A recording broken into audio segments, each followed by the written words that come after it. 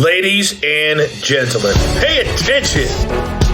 This is your boy, the coach from the WWE. I would like to welcome you to the very first wrestling podcast in the world to take you on a weekly deep dive into classic matches along with legends of the squared circle.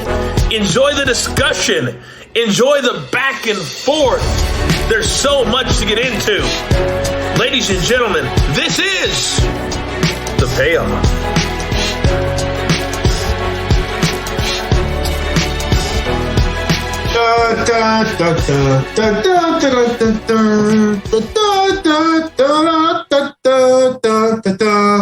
Bulldog. Huge Bulldog mark. Love Probably Bulldog. Gotta love the Bulldog. Yeah, absolutely. I'd put him right up there with Big Boss Man for me. Like, absolutely. I remember I remember that was always my favorite action figure too that I had, because Bulldog had if you remember, the hands up, but always do the press, and he had like his hands like spread wide open, so he could always just toss people. So he was always one of my favorite action figures that I had. Yeah, and in my research for this, I mean, I guess it's like not surprising, but it's just I forgot he was only 39 years old when he passed away. Yeah, we've for a lot of these guys, we forget that, like, which is crazy to think, like, he was literally our age. Like, it's just sad to think about that. And so, yeah, I know, what was it recently? Jeff Jarrett kind of, getting on Austin's, Broken Skull and talking about Owen and stuff like that, which I've heard a lot of that before too on different shows, like even his own show. But yeah, just like kind of crazy to think about. These guys were so young, like, just absolutely crazy. Yeah. Yeah. Owen's 34. Like, yeah. But horrible. Yep. All right. King of the Ring. Bring it back. Let's do this. Why are we covering this? This is because one, I feel like we have to cover Shawn Michaels match for you once a month. No, I'm kidding. No, this all I ask for is like 20% of our matches are Shawn Michaels. The rest can be anyone you want. I actually quit tracking how many matches we were doing on every wrestler because the gap was just, I was like, okay, whatever, fuck it. So, well, when you're the greatest in-ring performer of all time, more of your matches are going to be covered. This was one. So this was actually, so how I do my research on this one is I look kind of what matches were happening in June, what was kind of popular and things like that at the time. And a lot of times we never cover a ton of King of the Ring. So one, we've covered a ton of King of the Ring, which I've been really excited about. So, which go back, kind of check out, we had Ken Shamrock and The Rock. We had 1-2-3 Kid and Owen Hart, and just a barn burner of a 3-minute match. And this was at this point, this will be our last King of the Ring match, just kind of trying to slate it as close to the anniversary of this one. And so, because it was June 23rd, 1996. And so I know we're kind of into July at this point with this one. So it's happy 4th of July, Independence Day, of course. But it just, if we're going to get fireworks in real life, we might as well get fireworks on the payoff as well too. Why not a King of the Ring on Raw in June? Just do the whole thing.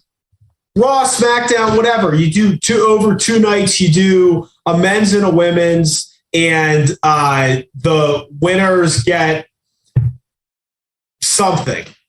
Intercontinental title shot. I mean, obviously they've made their SummerSlam a future. I don't know, just something like.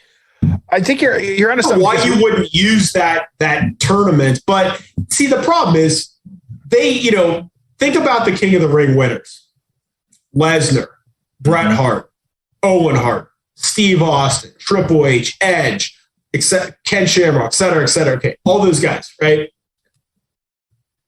It's just become some stupid gimmick. Now it's, King Xavier Woods. I mean, you look at the field and you're like, okay, you just put a bunch of undercards together and one of them's going to have some stupid King gimmick. So they ruined it. It's a shame because I think that, dude, it was like, for a few years there was like, you're the guy. Like, yep. Okay, Triple H is the next guy. Austin's the next guy. Shamrock's the next guy. Well, I think Mabel, he got a world title shot at SummerSlam. And I think the winner of the winner of the King of the Ring did get a title shot at SummerSlam that year.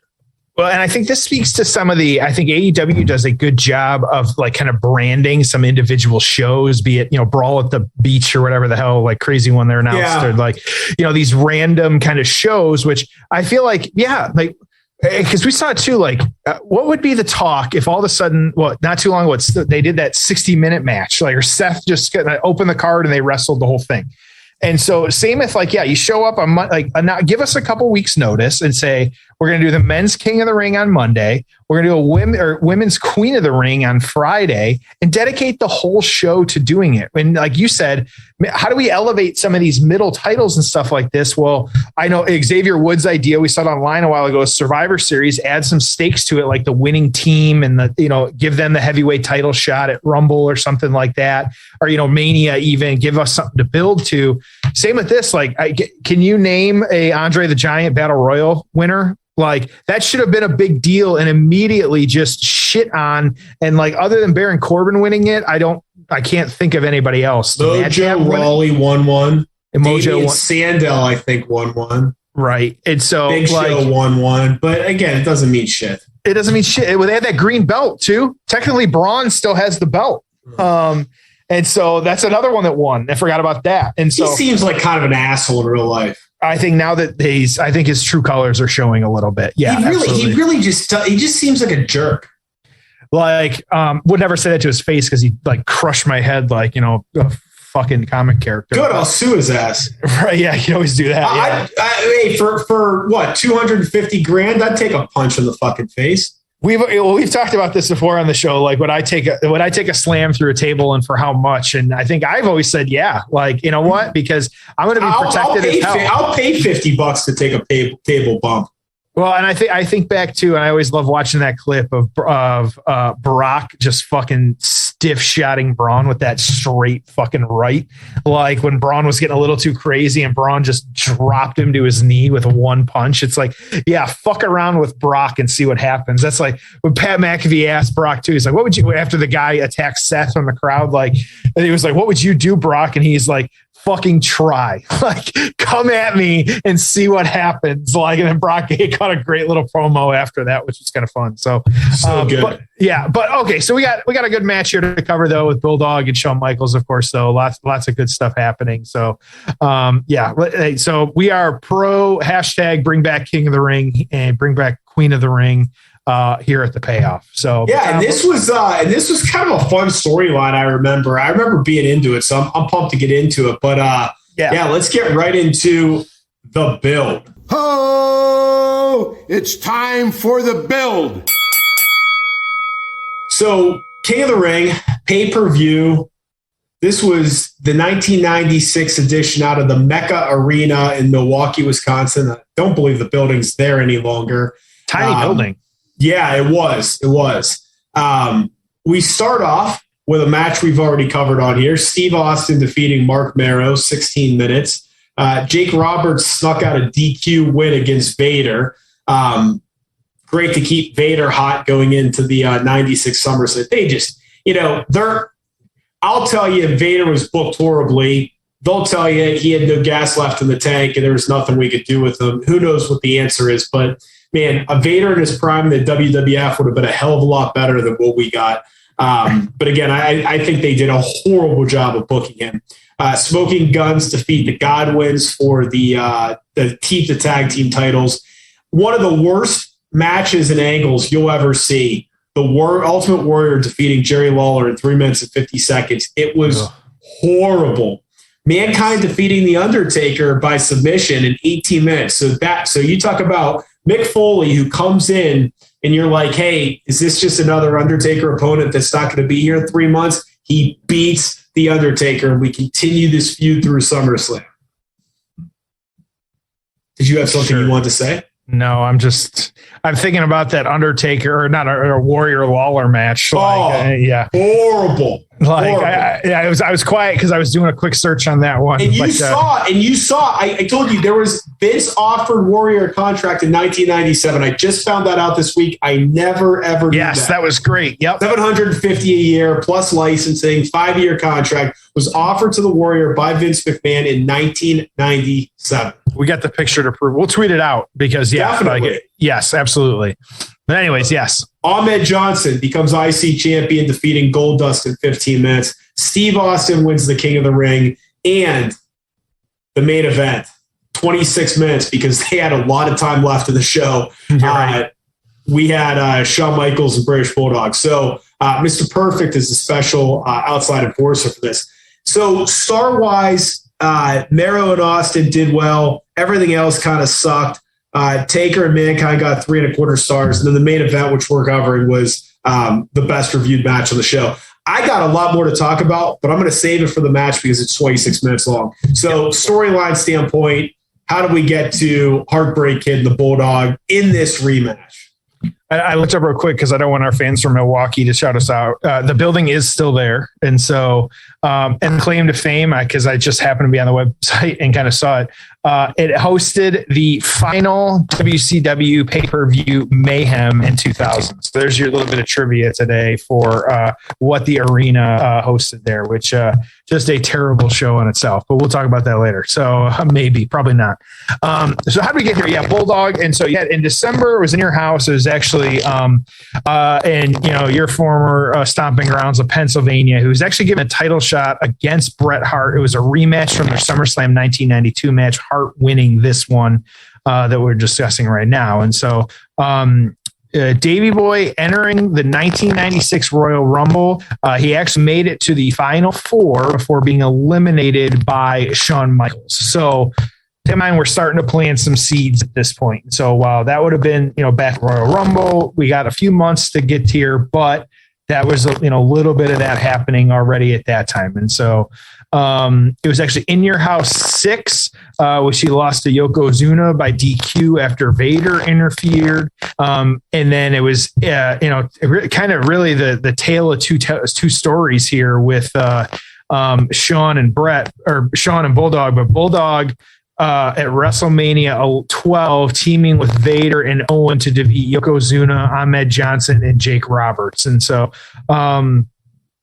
continuing this kind of, just kind of playing out, he really just had a lot of kind of good to great matches. Nothing you were like, oh my gosh. And so it would have been April In Your House 7 at this point. You had Bulldog and Owen beating Ahmed Johnson and Jake the Snake again after getting Jake to submit on that one. And so you then had Shawn Michaels becoming the WWF champion and Bulldog being put in this feud with him. And so, like I said, it dates back a little bit to the Royal Rumble, but then also you had Davey Boy's wife, Diana, getting involved, saying that she had been hit by Michaels. And that was kind of the catalyst for getting the Bulldog to have this match against him and taking the title off of Michaels. And so I don't whether I remember it, whatever it is, they actually had a main event match. It was In Your House 8, Beware of the Dog. Sure. There is actually that match ended in a draw, which then got us this rematch in 1996 in the King of the Ring. And so where we're at. So I had totally forgotten about that In Your House, Beware of the Dog match. And so looking it up real quick, that was was not the main event. It was just a 17-minute, match really. And so the main event of that one, it was kind of a weird, and so there was some dark matches. There was things going on. But you had the Ultimate War taking on Owen Hart on that one. So sure, okay, but just kind of interesting. So that from that perspective, all of it kind of makes sense. And so you had Shawn, kind of really. Just there was a lot happening with him that's almost too much to get into at this point. And so he had been teasing his retirement, but then returning at that Royal Rumble in 1996, winning it. It was the second year in a row to receive the championship match at WrestleMania 12. And so, as we all know, that was, of course, one day we will cover it when we have the time, the WrestleMania 12 Michaels beating the champ. The boyhood dream has come true. The overtime of their 60-minute Iron Man match after going scoreless that entire time. And so really that coming out of WrestleMania couldn't be any hotter at that point.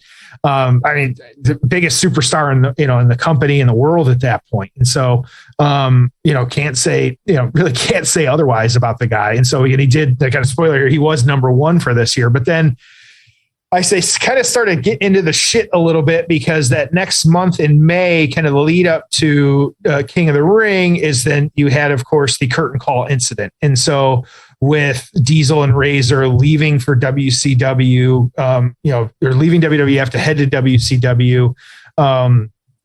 Michaels, of course, we all know the story here. Michaels beating Diesel on this one. But then Hunter and, Razor coming to the ring. They had the hug, shouldn't have ever happened. The video, we all have seen the grainy video at this point. And so, and we all know, who was going to get the punishment here type thing. And so we know how that played out with Hunter. So, just really kind of crazy at that point. And so, part of this, and again, I won't kind of spoil the outcome on this one, kind of could have gone, we'll talk about it after, could have gone another way because of that happening, because there's only so many people you can punish at this point. And so, and are you going to, we'll let it play out. And so, but just a lot happening with that. And of course the storyline really, they were in each, as I like to say, they were in each other's universes, but then it really kind of got a little bit tighter, with kind of getting his wife involved and things like that, and how it played out at that point. So, and then we get into this one in Milwaukee, in front of a packed house. Then, now, together, forever. Oh, forever together. Oh, forever together. Together is the most important word. I forgot. Of course. That. Yep. Got to remember that. Yep. All right, let's get into this one. I'm ready. 2 hours and 13 minutes. King of the Ring 1996. 2 hours, 13 minutes. King of the Ring 96. Are you ready? I am ready, my friend. Let's do this. All right. It's time for the payoff. Oh, it's time for the payoff. All right, dude. So I didn't point it out earlier, but think about this card. Yep. And in terms of star power on it, again, obviously not everyone was in their prime, and there's certainly shows with, more overall star power than this one, but it's you've Shawn Michaels, you've Davey Boy Smith, Stone Cold Steve Austin, Undertaker, Mankind, Jerry Lawler, Ultimate Warrior, Vader, Jake the Snake Roberts. Are you kidding me? Right. It's a lot of talent. Again, not all in their prime, but that's pretty cool.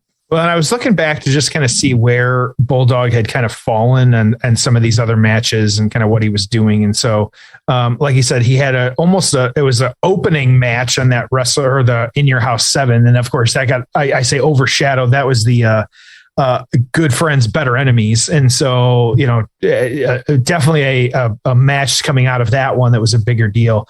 We're going to have to talk about this In Your House 8, because it looks like the power went out. That was the whole thing. I had forgotten about this story. Beware of Dog. Oh yeah. And they did a replay a couple nights later, and the match is in the dark.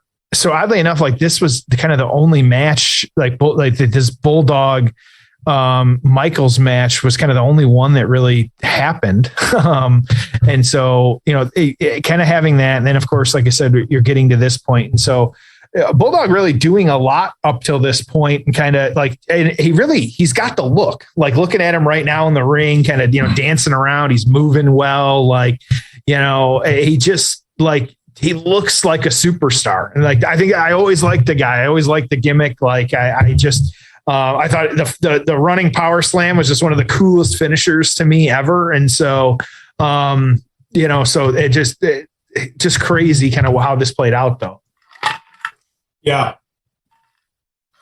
This was really well-received show. This was 84.3% thumbs up, according to Observer readers, and then 7% thumbs down, 8% thumbs in the middle. So just a really well-received show. This was the best match by a mile on it.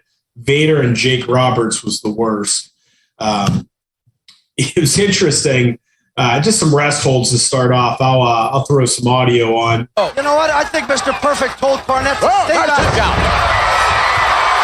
Owen Hart was on commentary for this, by the way. I remember him being just awesome on commentary. You got Cornette ringside too. You got, like you said, Perfect as the enforcer at this point. Yeah, again, look at all the people on this show. I mean, you added Owen Hart, Mr. Perfect, Earl Hebner reffing, crazy. And there was a little bit of oddity here because I think there was a certain point where Perfect was actually supposed to be the ref, and then you've got Earl Hebner in there, kind of calling the match at this point. I forget, something happened, I believe, that why he wasn't the. I wonder if it was like an injury with his with a back problem or something. I know he had back problems, like just something where he physically couldn't ref it or something. Who knows? Let's see here. Of course, Gorilla Monsoon. We should have known better. So decided that Perfect would be refereeing outside of the ring due to Perfect's controversial refereeing at WrestleMania 10. Oh. And so, I should have known better. Yeah, that's a throwback there. I should have known better, of course, that, Gorilla Monsoon would have stepped in on this one to get involved in that. Yeah, that was, of course, the Yokozuna Lex Luger match where Mr. Perfect was the special guest referee. So we know how that night played out a little bit different. But, hey, I'm all about storytelling, and that's leave it to Gorilla Monsoon. That's good stuff. So what do you think Meltzer had to say about the Austin promo? So Steve Austin cuts one of the greatest promos in the history of professional wrestling. You could argue the best ever, but certainly one of the best and most iconic promos ever. What do you think Meltzer said? Especially after he recently gave, the Seth Cody match 5 stars. Anymore, I feel like my feeling on Dave Meltzer is even a broken clock is right twice a day. He gets more misses than he gets hits, but I think that was a good take on the promo. But there's been, and do I think, I don't know, with Seth Cody 5, we'll talk about it later, but I think that take in that moment was probably very correct.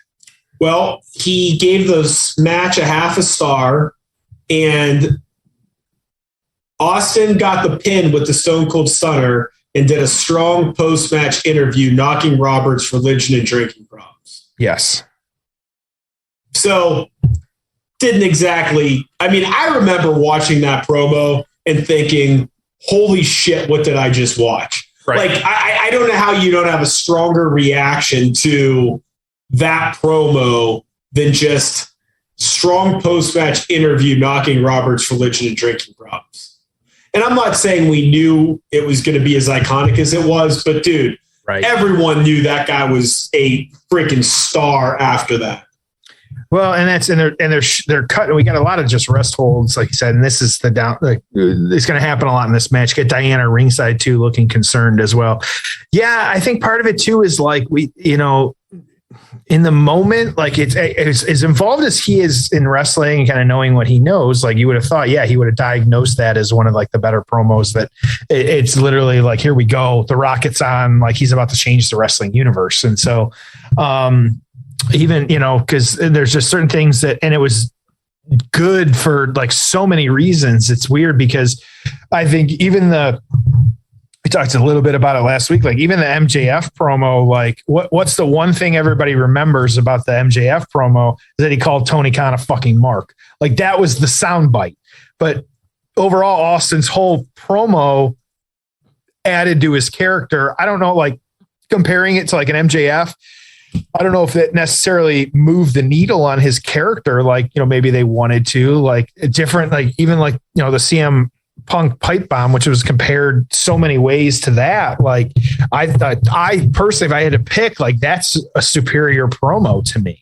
Does it totally make you change in just a flip a switch and change how you feel about a character? And Austin's did.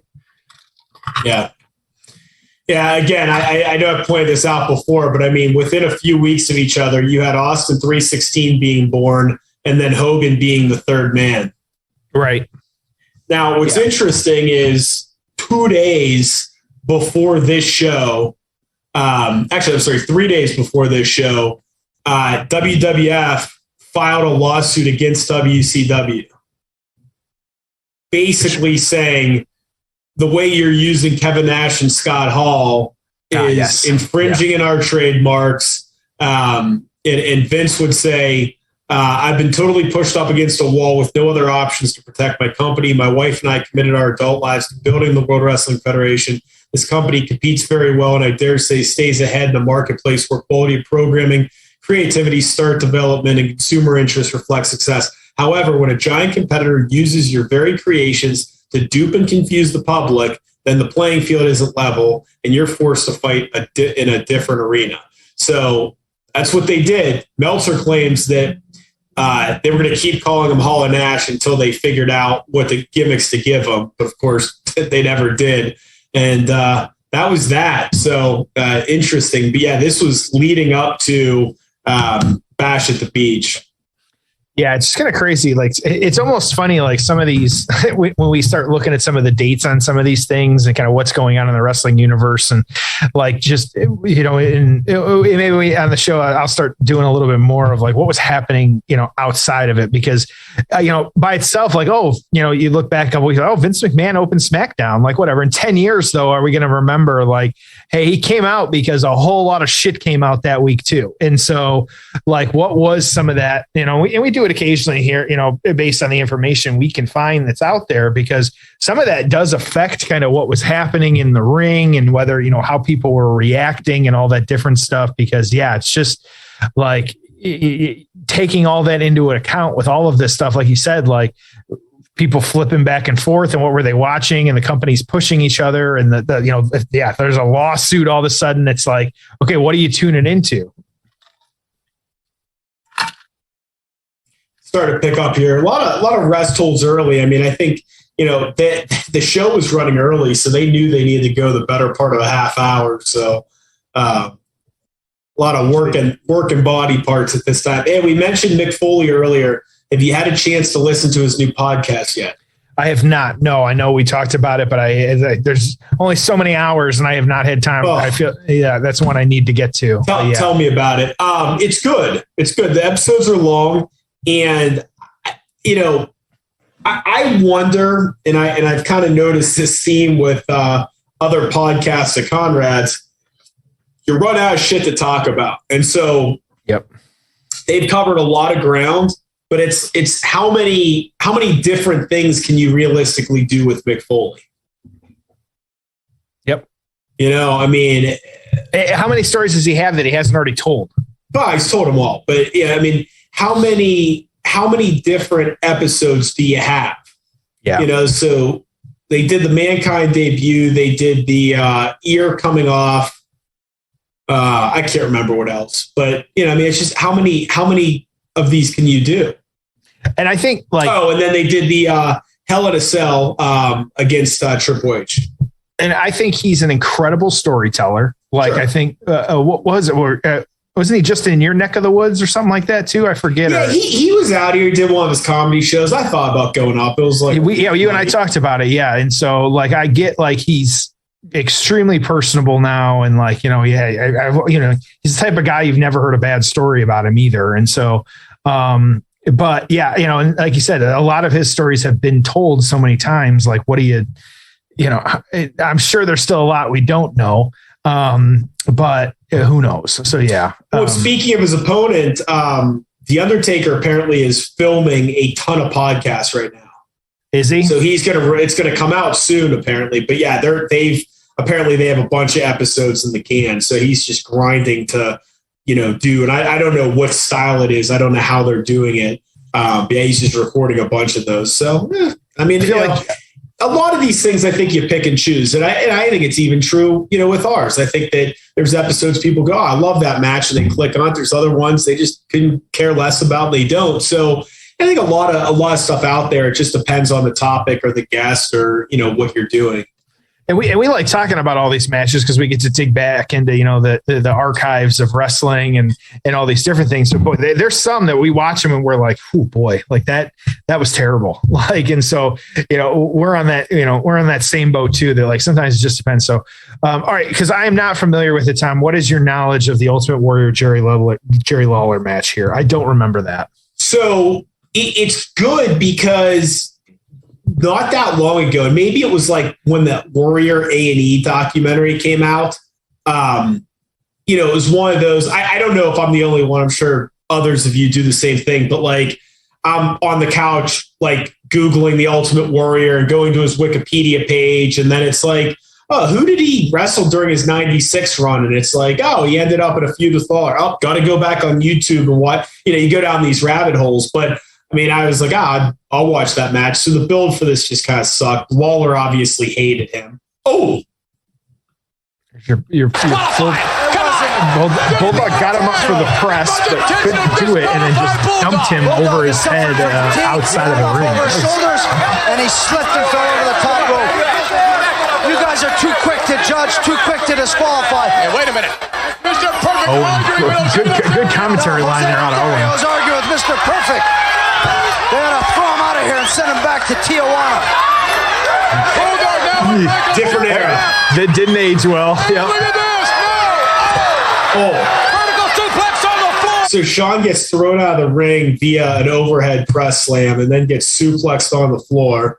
Got gold dust glitter everywhere. It's funny, yeah. There is. Perfect's now counting the outside. Fast counting on the outside. Oh, no, he's slow counting now. Yeah, that's all right. But now he's distracted. Bulldog covered in that, like you said. Yeah, that was a hell of a move. Jim Cornette got a little bit involved earlier as well, too, with the tennis racket, which we didn't kind of talk about. But yeah, I remember, too, like that's just one thing I remember about the Bulldog. They're showing the replay now at this point. Like, just I just felt like he was like superhuman strong. Like, you see like he just was doing these huge feats like that. And for whatever reason, I remember Bulldog doing them more than other people. Not that other people weren't, but like that's who I kind of was, gravitated to and was drawn to when I was kind of watching these things. And so just remembering like thinking like, man, like just it's such a cool dude. Like, what's Perfect at about a 15 count? Probably at least. I think he restarted. I think that's what it was. He kind of had to restart there. That's what it looked like. Yep. Press slams are back in the ring. Want to win by count out. He has to bring Shawn through the first and second rope. Yeah, that's crazy. So yeah, that's how I ended up on the Warrior Lawler match. So I was just going back and watching other stuff that he did during that 96 comeback. He had a couple matches on Raw, and then you brought up International Incident. I believe the pay-per-view is called the month after this, and that's the one that Warrior no-showed it. So he was done again, 4 months after coming back, and then they offered him a contract in 97. He doesn't come back then, and then in 98 he ends up in WCW. But a couple things. Look, regardless of what you think of the guy as a person, he was over in 96. Yeah. Arguably the loudest ovation at WrestleMania 12. Okay, the guy was over. And I think if used properly, he would have absolutely been entertaining. It was interesting when 97 was brought up.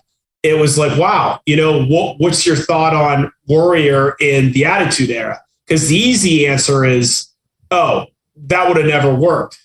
Yeah, but a modern Ultimate Warrior, maybe edgier, hell, turns heel. I don't know. But like, there's probably some cool shit you could have done if done right.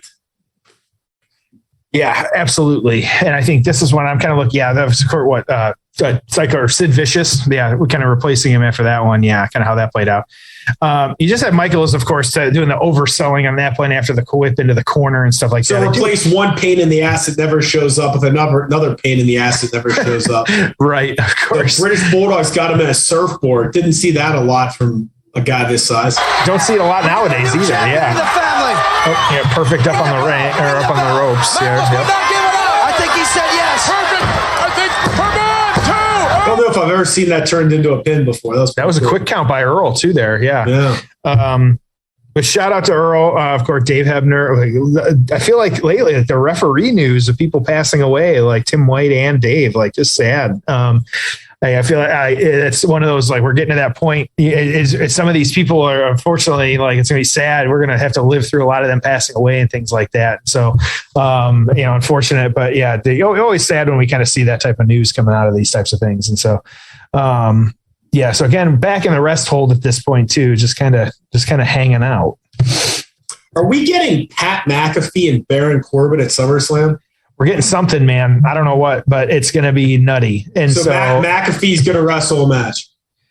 I'm sure. Yeah. After kind of, the craziness with Vince. Yeah, I think absolutely. I think he fine by me. I love McAfee. I think it's great. And, what some people may not realize is he's a crossover star. I mean, he's like having a celebrity, and very, very popular podcast. A friend of mine that was like anti-McAfee for a long time. He started listening. He's like, dude, I gotta tell you, this is really good. He's it feels like he likes talking about, like you and I do, like in our shoot jobs, we do some public speaking and stuff like that. And I always tell people, like, man, like, how do you talk in front of like 2,000 people? It's like, I know my shit. Pat knows his shit. Like, I think that's a big reason why he's so likable. I know, I'm, based out of, Indianapolis and stuff like that. And him, he was in the news, or, when he was based out of Indianapolis as the kicker, he was in the news because of, I don't know if you remember this story or not, but there's a Broad Ripple, the area of Indianapolis. He got arrested for being drunk and running through, there's a canal that's there. And so he had his shirt off and he was like running through the canal drunk and stuff like that. So he had some bad press, but got his life together. Like, he was young. He even said, he's like, I was young and I had the millions of dollars. What the fuck was I going to do? I was going to go drink. Like, that's what it was. And so, but yeah, he's super well liked. I've actually met the guy. Shout out to my former coworker, that Brittany, that pointed him out to me when we were at a Pacers game together one time. And she was like, "Weren't you wearing an NWO shirt to the game?" Yeah, I was. And so, or no, he was wearing an NWO. Oh, he was wearing the NWO shirt. He had the NWO, like and she's like, I think he just walked out of the bathroom. I was like, shut the fuck up. Like, no, he didn't. And I was like, dude, I know that. And or she goes, I think he just walked into the bathroom. I was like, I have to wait. I got to meet the guy. Like, and I was like, I know this is super awkward and I do not fucking care. And so I waited. I was like, and I even told her, I was like, dude, I know this is weird, but she saw you walk in. Can I just get a picture real quick? And he was like, yeah, man, don't worry about it. He was just some really hot girl. I don't know like what her relation is to him nowadays, but I was like, hey, good for him. Like, yeah. So cool dude. The one time I met him, very cool dude. Yep. We had a big body press or big cross body there from Bulldog. Yeah. And now again, back to the rest holds. We're starting to pick up a little bit here, although I say that as there's a rest hold. This was, according to the Wrestling Observer, the 7th best match in Bulldog's career. Oh, okay. Now keep in mind, that these guys, didn't always wrestle on TV. And so it's like, I bet there were some bangers from Calgary that were awesome, but never got on there. So that being said, the best of his career, according to Meltzer, was actually not Wembley. It was SummerSlam. It was their December match at an In Your House. That bloodbath got 4 3/4 stars. Interesting. Okay. Second, third, and fourth are all Dynamite and Davey matches that were all, I believe, over in All Japan. Okay. And then the only other match, there's 2 other matches better than this one, the Wembley match. And the other one was a match with Owen Hart, March 3rd of 97. I think that was the finals of the European title, for the European title, if I'm not mistaken, but it might have been a Raw match. But anyway, so Owen and Bulldog. So there you go. Does it have the, what was it, the Canadian Stampede match on there? Where'd they rank that? Where's that? That was 2 more down. So that's number 9. Okay, got it. And then number 8 was a fun match, Owen and the Bulldog against Shawn Michaels and Steve Austin. And I think that's when Shawn and Steve are like randomly like tag team champions for a minute there. There was, I always think just because I like the name, the Seasons Beatings show too. That was the In Your House. Yeah, that was the top one ever. Was that Seasons Beatings? Okay, interesting. That's interesting. Over like the SummerSlam match with him and Brett. Okay, interesting. Yeah, good little list there though. Like I said, I'm glad I remembered more Bulldog matches than I thought. So yeah, I'd like to. I still one of my. There's a couple things that I need to do. One of which is I want to go back and watch some Dynamite Kid matches or some, him and Dynamite together. I just, other than a few highlights, I haven't really seen him, but he was like almost like smaller, faster Chris Benoit, like just a fucking bulldog. Ooh. So that was botched there. Yep. Bulldog went for a headbutt off the top rope. You know what? Lothario grabbed the rope. Definitely slipped. And Ross, you quit speculating on my But Michaels wisely moved out of the way or else it would have been real bad. Grabbed the rope. He jumped up, pulled the ropes. I didn't see that. I saw it. USA chant. Good job of them trying to play off what happened though. Yeah, that was actually did a pretty decent job. Yeah, of covering there. Again, this was a point too where you wouldn't have okay, so he slipped a little bit. Like at least Michaels didn't sell it like he got hit. Like no. Could have been bad there. Yeah.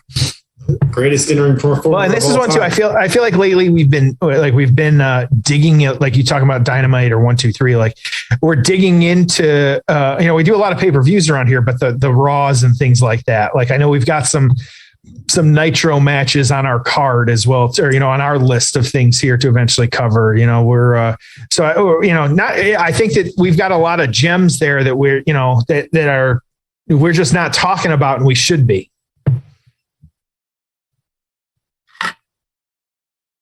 Going for a superplex.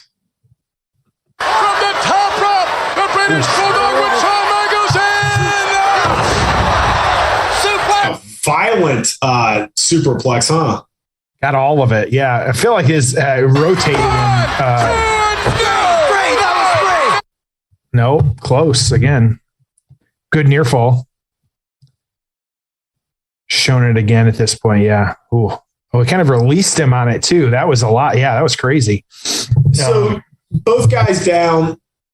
Eric Bischoff's been very outspoken about how AEW lacks storylines. Yep. He said they do dream matches all the time and they give you all these 5-star matches, but the storytelling really isn't there.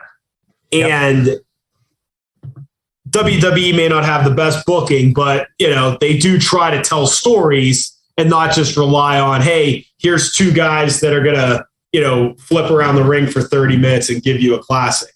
Agree, disagree? With the storyline, yikes! I wonder if a tooth just flew there. Maybe it was just spit, but both guys down. Now this advantage, they're talking about the championship advantage. Go ahead. I think. I don't know. It's kind of crazy for me. I feel like Bishop, a lot of the takes when I actually have stronger feelings about Booker T, but I'll address your question first. I think that I'm fine with what AEW is giving us in the product. And so I think that Bischoff is, again, he's missing a lot on kind of what they're doing, because I do think he is used to a sports entertainment company and not a wrestling company. I think you do have to distinguish that. And so I do absolutely think oh boy, it came right down on his head. That looked like, I think minute by minute, you were getting way, maybe not, I don't know. I don't have the scientific, but I feel like I'm getting more wrestling on AEW than I'm getting the sports entertainment on Raw and SmackDown. I think if you're looking at it from that angle, sure, I want more stories. I feel like WWE is less likely to tell a story through. Oh my God, that was terrible. Shit. So Shawn threw the Bulldog into the rope. He kind of did the flip, like the Flair, Shawn Michaels flip, but just did not take flip it well. Up. Yeah, that was brutal. It looked good though. I mean, it looked just brutal. Yeah. So hell of a match, man. I think that looking at that's the thing, because I enjoy both products for different reasons, and so I think this goes back to dude, if you can't find something good about the product, just shut up. And so I disagree with them. I think that do I wish there were some longer storylines? Yeah, but also the company's not that old, so I wouldn't expect that. Oh, there's a ref bump. Hebner's down. So yeah, how about you? Like I said, I got stronger feelings about what Booker T's been saying lately. But go ahead. Yeah. So with the Bischoff AEW take, I'm kind of in the middle, meaning I think he's on to something, because I do think too often it's hey, we've got. There's just nothing. There's no build to it, right? It's just, hey, these 2 are stars and they're going to wrestle. And, big super kick there. Kick. Yeah, big, yep. Wait a minute, Mr. Perfect. Whoa. Hey, wait. Hey, 2.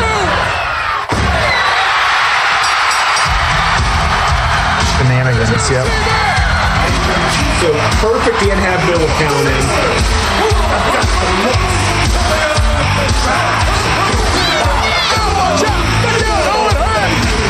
All right, so Hebner and Perfect were both counting. Hebner got the 3. Perfect was at 2, and then Owen dragged him out of the ring from commentary.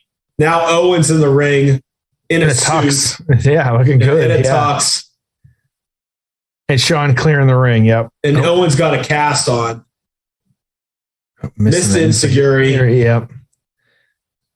Shawn of all things, Shawn in a fight puts him in a figure four. And then he rolls up Bulldog, like for a pin. Come on. Now he's just clearing house with both of them. Sloppy. So I guess that's it. That's your match. That's a sloppy, yeah. Is this really it? Just kind of laying. Oh, big kick there from Owen. Yep.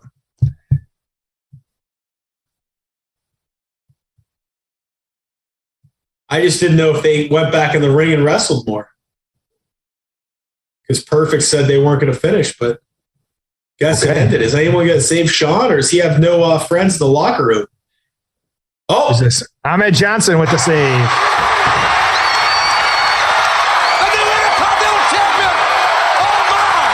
So Ahmed wins the Intercontinental Championship earlier in the night, and now he's coming out to save Shawn Michaels. I mean, big push for the guy. Big push. Yep. At the time, yeah. Vader. But now Vader's in to attack Ahmed. It's 3-on-2. It's 3-on-2. The shenanigans. Oh my gosh. Jim Cornette involved as well. Nailing Jose Lothario. Yeah, I mean, Vader is just a big son of a bitch at this point. Not in a good way. I mean, it's just, you notice now that you watch it, like a little I see, I put the one to push him and Brock though are like the real life motherfuckers that'll kill you. Like everything, all the stories we hear about Vader is, dude, just like don't ever mess around with Vader. Michaels, no, look what they're doing to Shawn Michaels. Oh no, Michaels can barely stand. Oh, with the cast. Just jammed that cast into his head. Look at those punches by Vader. Michaels has been missed the ringing of the bell after a match. So, like nowadays, we don't get that much anymore. Wait a minute. No, Owen Hart and the Bulldog are setting up. They're setting up Michaels. No. Oh no. You got Bulldog and Owen holding Michaels down, and Vader is now on the first, second, third rope. Vader's gonna go up. Uh-oh.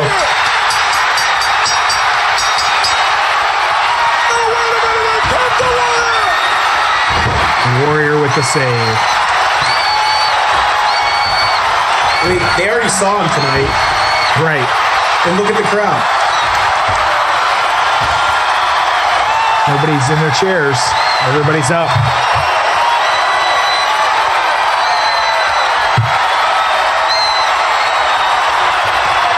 How much do you think Shawn probably hates that guy? What a heck of a way to end the show with Shawn Michaels, the Ultimate Warrior, and Ahmed Johnson standing tall in the ring, like with Jose Lothario. Oh, sure, okay.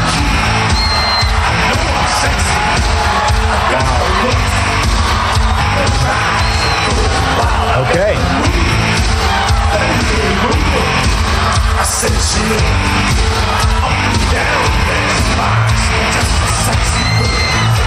Can't say I was expecting an embrace of Shawn Michaels, Ahmed Johnson, the Ultimate Warrior, and Jose Lothario, but here we are. Here we are. Yep, that's all right. Okay. All right, let's get into the aftermath. Ho! It's time for the aftermath. What'd you think?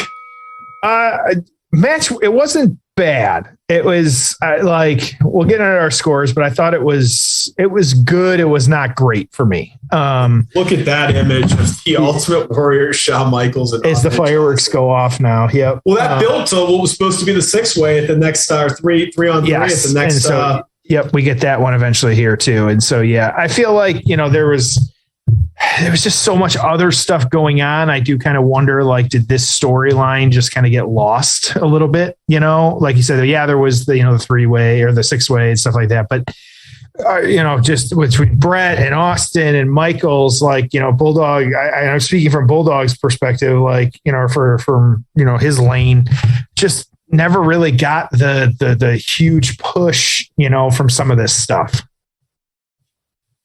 How about you?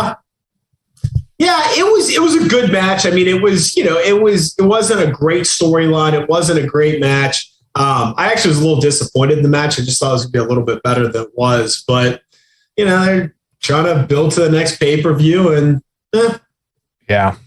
Yep. So what happened here? You got Bulldog, of course, Bulldog forming the tag team with Owen Hart, actually winning the tag team championships from the Smoking Guns. A bunch of different kind of match or title defenses from the two of them, Vader, Mankind, Legion of Doom, just a bunch of different people. They actually had then creating, which kind of, I say, didn't get the push he wanted, but they did create the European Championship. And so Bulldog becoming the first ever holder of that title. Beating actually Owen in the finals of that tournament. So Shawn, though,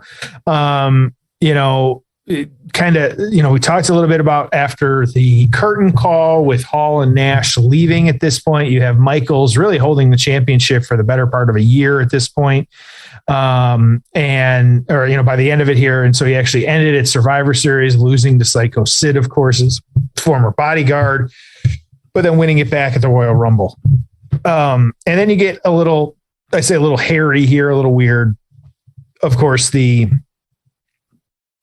Michaels dropping the title, leading up into the WrestleMania 13, unwilling to lose to Brett, we'll never know the true story, and kind of dealing with that. And so having to find his smile again, we all know how that played out as well too. And so, like you said, this was after that WrestleMania, I think you referenced it, like he actually returned and him and Stone Cold, and that's when they won the tag titles. And so of like spring of 1997. And so, and then of course, Michaels too, I feel like there's more behind the scenes with this guy than there is, out in front of the camera a little bit here.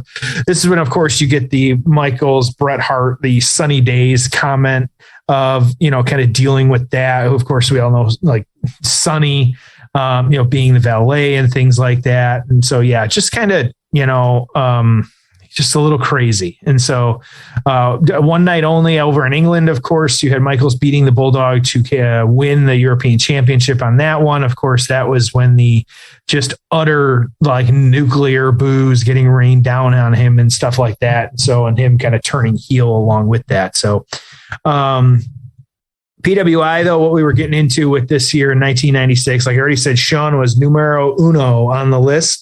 Bulldog number 24. And so PW Torch on this one said the storyline of neither man getting a long-term advantage over the other worked as it led to one reversal or counter hold after another. The main event was a great match. Shawn Michaels is exciting in every aspect of his performance. Now, Bulldog was amazingly athletic for his size, or anyone else for that matter, giving it 4 3/4 stars from the PW Torch. The Observer newsletter, of course, him giving it 4 1/4 stars. Let's see where we want to start here. Well, the match was a little slow paced because they went 26-25. The high spots for the most part were world class in execution and speed, which is saying something since Smith is a legitimate heavyweight powerhouse. The last few minutes were one near fall after another until the dreaded Hebner bump. Michaels did an elbow off the top rope or off the top and a terribly weak looking super kick. Yep. Called that. Perfect jumped in to make a count, as did Hebner. Perfect stopped counting at 2, but Hebner counted 3 for the win.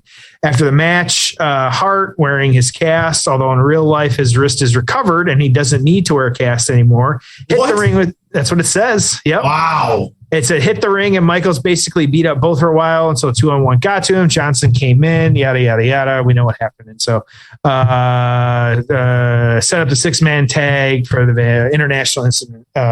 Yes. So 4 1/4. So this one, like I said, so you got 4 3/4. You got 4 1/4. Tom, go for it. Dude, this may surprise you, but I have this at like a 5.5. Okay. I mean, the storyline did nothing for me. It really wasn't that interesting. I didn't think that, just did nothing for me. The match was good, but it was longer than it needed to be. Ton of rest holds. I didn't think their chemistry was all that great together. And just wasn't a fan. Again, it's fine. It's not bad, but it's not amongst the better stuff that we've covered in 151 matches. What about you? Yeah, I'm at a 6. I'm right there with you because I thought, and I've kind of expressed it a little bit already, it was fine. It was good. I have no reason. And the only reason I'll give it a little bit more is because I like Bulldog. And in regards from a storytelling standpoint nowadays, looking back on it in retrospect, there was so much crazy shit behind the scenes. So that's why I give it the extra point there, or extra half a point over you. I think though, like you said, this is not, I don't know if I expected more. I think it's because maybe we have watched a few Bulldog matches now to this point and know what he's capable of. And that just didn't kind of hit that level. Same with Shawn, who knows, he, a lot of good things happening to him, but also so much behind the scenes stuff. You wonder, was there a toll there? Were there things kind of happening that we just, who knows, we'll never know the true story. That's, part of wrestling. So, but I think overall, I'm comfortable at a 6. I think it was just one that I would not jump to tell people go back and watch Bulldog Michaels from King of the Ring, 1996 though. Agreed. We're on the same page. Okay. So that's it. All right. All right, though. King of the Ring, we're done with. No more King of the Ring. I don't even know. What do we have next? Are we going back? We have a barn burner of a match Monday Night Raw between the 1-2-3 Kid and Bret Hart next week from Raw. I'm excited. We got some big stuff coming up. We're getting into SummerSlam season as well then too. And so I've got some different matches here. Some stuff we haven't talked about. Of course, we got Shawn and Vader as well too. And so that's one kind of, playing off from this one actually. So kind of leading in, from this kind of match, we're going to talk about the match that those two guys had as well too. Yep. I'm excited. Absolutely. Cool. Good stuff. All right. Well, we'll see everyone next week on an all new episode of The Payoff.